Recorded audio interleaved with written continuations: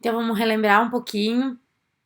A primeira parte que a gente conversou na segunda-feira foi sobre componentes protéticos, onde a gente tem componentes protéticos anguláveis e não anguláveis. Lembra que os não anguláveis, ele não vai ter esse anel de sacrifício. Então, os componentes que são anguláveis, eles são passíveis de personalização em até 20 graus. Lembrando que a gente tem uma união para próteses do tipo cimentada, pilares para próteses do tipo parafusadas unitárias ou múltiplas, mini pilares também para próteses parafusadas unitárias ou múltiplas. Para o munhão, nós vamos precisar saber, além da altura de transmucoso, também qual é a altura de cimentação e também se a gente vai usar, qual é o diâmetro que a gente vai usar. Via de regra, nós iremos usar dos diâmetros de 3 para pré-molares e para anteriores e de 4,2 para posteriores. Além disso, nós ainda precisamos de pelo menos mais entre 1,5 mm e 2 milímetros desse espaço interoclusal para que a gente também faça a nossa cerâmica. Lembrando que tanto o munhão, quanto o pilar, quanto o mini pilar, eles terão componentes de 0,5, 1 e 2 que não são passíveis de angulação, e o de 2,5 até 5,5 eles são passíveis de angulação. Eu posso ou não angular, mas o de meio, 1 e 2, eu não tenho como fazer essa angulação.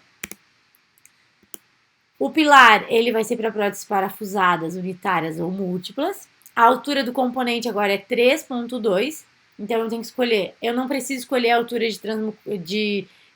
da altura do componente, eu apenas preciso escolher a altura de transmucoso. O mini pilar é a mesma coisa, eu não preciso escolher a altura de componente diferente do munhão, onde eu vou decidir entre 4 e 6.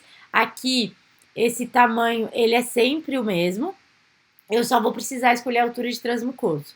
Um diferencial do mini pilar aqui é que o mini pilar ele também vai funcionar para próteses do tipo overdentures. Então, eu decidi que eu vou fazer um protocolo, eu vou usar esse componente. Eu vou fazer uma prótese múltipla parafusada, eu vou usar esse componente. Vou fazer uma overdenture, eu também vou usar esse componente. Esse componente ele tem mais funções do que apenas para próteses parafusadas.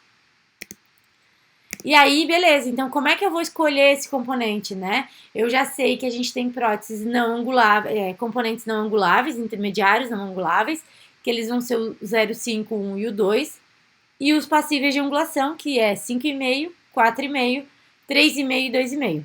Então, sempre que eu olhar no meu medidor de transmucoso, a gente vai ver as medidas, e via de regra, nós iremos escolher uma medida a menos do que deu no medidor de transmucoso para dentes posteriores e 2 milímetros a menos do que deu para dentes anteriores. Então, um dos vídeos que não rodou, né, e hoje vai rodar, é esse aqui. Como é que a gente vai usar o medidor de transmucoso? Primeiro, nós iremos remover com a chave extratora o cicatrizador. Então, vocês vão parafusar ele até que ele gire sozinho. E aí vocês vão puxar ele, beleza? Depois, com o medidor de transmucoso, vocês vão introduzir ele e vocês vão ver a medida. Então, vamos olhar juntos. Nesse caso aqui, eu tenho 5,5, que é esse aqui, 4,5, que é o de baixo. Então, neste caso em específico, o 4,5 eu consigo visualizar, mas o de 3,5 eu não consigo. Então, a minha prótese sobre implante, eu posso escolher entre o componente de 2,5, entre 3,5 e 2, na verdade. Porque, na verdade, o de 3,5 ele vai ficar um pouquinho para baixo da gengiva. Bem pouquinho, porque vocês conseguem ver que aqui ele já está quase aparecendo, né? Ele aqui deve estar em torno de uns 4 milímetros de subgengival. Então, para que eu escolha o componente, eu tenho que escolher 1 milímetro abaixo. Mas o de 3,5 vai ficar um pouquinho aparecendo. Então, nós vamos escolher ou de 2,5, que seria o ideal, ou de 2. Como é que eu vou decidir isso? Eu vou voltar o vídeo para mostrar de novo. Olha aqui. Eu consigo ver que o meu cicatrizador ele está dentro da mesoclusal desse meu pré-molar. Então, para esse caso, eu posso utilizar tanto os componentes retos quanto o que é passível de personalização, tanto que não é passível de personalização. Por quê? Porque ele está dentro da minha mesa oclusal. Então, para este caso, eu posso decidir entre por exemplo, um pilar, se eu quiser uma prótese parafusada de 2 ou 2,5, ou um munhão, se eu quiser uma prótese cimentada, de 2 ou 2,5. Entenderam? Então, de novo, vamos tirar com a chave extratora o componente, puxa, e com o medidor de transmucoso, nós iremos introduzir ele, segura ele para ficar mais fácil para a gente visualizar, e aí a gente mede. A gente vai decidir qual vai ser a altura dependendo do nosso medidor de transmucoso. Posso escolher o de 3,5 nesse caso? Não pode. Por quê? Porque a partir do momento que eu coloco o componente, a gengiva ela tende a abrir um pouquinho mais. E aí o que vai acontecer? Esse componente vai ficar nível gengival. E aí provavelmente a gente vai precisar, vai ficar um acinzentamento de margem. Então o ideal é que a gente escolha ou de 2,5 ou de 2. Beleza? Esse mesmo caso, eu coloquei o medidor de transmucoso, radiografei para vocês verem o que eu consigo ver. Então, o que acontece? Se eu usar o de meio e o de 1, provavelmente esse componente ele vai bater na crista óssea e ele vai soltar. Se eu usar o de 3,5, o de 4,5 ou de 5,5, ele vai ficar supragengival. E aí, o que vai acontecer? Eu vou ter problemas estéticos. Então, neste caso, eu vou decidir entre o 2 e o 2,5. Qual que eu posso utilizar? Tanto faz, neste caso. Agora, se eu precisasse angular esse componente, aí sim, neste caso em específico, nós iríamos utilizar o de 2,5, porque eu vou precisar angular. Agora, não, eu já sei que esse componente ele vai ser reto. Então, se ele vai ser reto, eu posso decidir entre o 2 e o 2,5 sem problema nenhum. Então, de novo, né, o slide que eu já tinha mostrado para vocês, se ele vai ser muito enterrado e ele pode bater na minha crista óssea, eu terei problemas funcionais. Se ele for supragengival, eu terei problemas estéticos. E aí, entre o que pode ser problema estético e o que pode ser problema funcional, existe uma faixa de decisão do intermediário.